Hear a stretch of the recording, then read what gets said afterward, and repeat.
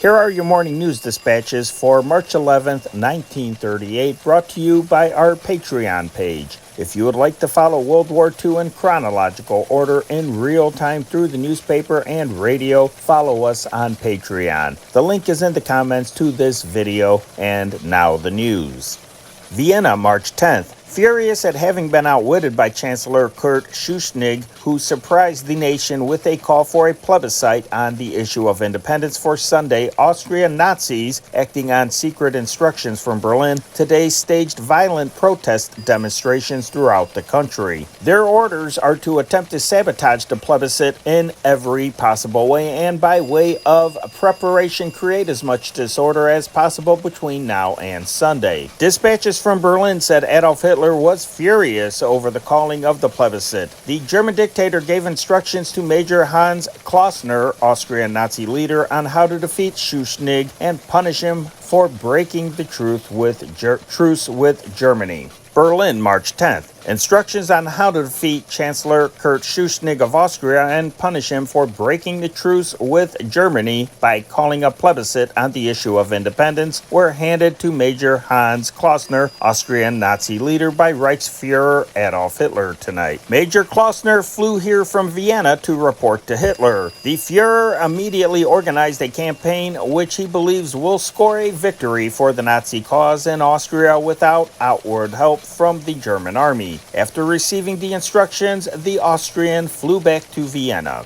London, March 10th. Hostile shouting crowds heckled Joachim von Ribbentrop, Germany's new foreign minister, today as he sought with Britain to form a peaceful partnership in the face of increasing European unrest. Von Ribbentrop and Viscount Halifax, British Foreign Secretary, conferred at the Foreign Office for more than 2 hours while a crowd of demonstrators outside grew from 30 to 500. Both before and after the meeting, von Ribbentrop had to brave the unfriendly crowd, which surged against reinforced police lines, shouting "Get out, von Ribbentrop," and other taunts. Some greeted him with the communist clenched fist salute. Warsaw, Poland, March 10th. The expulsion of several hundred German colonists from Volhynia on the Polish-Ukrainian border has been ordered by the Warsaw authorities. The weekly publication Droda, which first drew attention to this colonization, connected it with alleged German schemes for the invasion of Soviet Ukraine. At a recent trial of Ukrainian terrorists at Rovno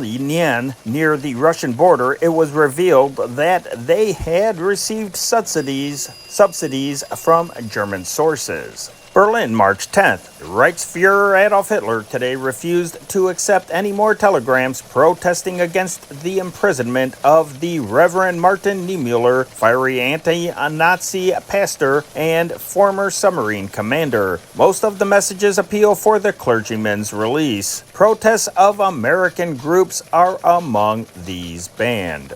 Washington, D.C., March 10th. Permitted to resume its labors on the tax bill today after yesterday's sudden and disorderly adjournment, the House swiftly approved an additional tax of 25 cents a gallon upon distilled liquors. The present tax is $2 a gallon. The extra $35 million to be derived from this whiskey tax is expected to make up for the loss in revenue caused by yesterday's repeal of the penalty surtax upon closely held and family corporations. Smarting from the defeat suffered on this corporation surtax, Democratic leaders had conferred at length and sought the advice of President Roosevelt on ways and means to reinsert the family surtax, which was ardently advocated by the chief executive. Hollywood, California, March 10th. Louise Rayner and Spencer Tracy tonight were given the Academy Awards for the Best Motion Picture Performances during 1937. Miss Rayner won Hollywood's commendation for her work in The Good Earth and Tracy for his performance in Captain's Courageous.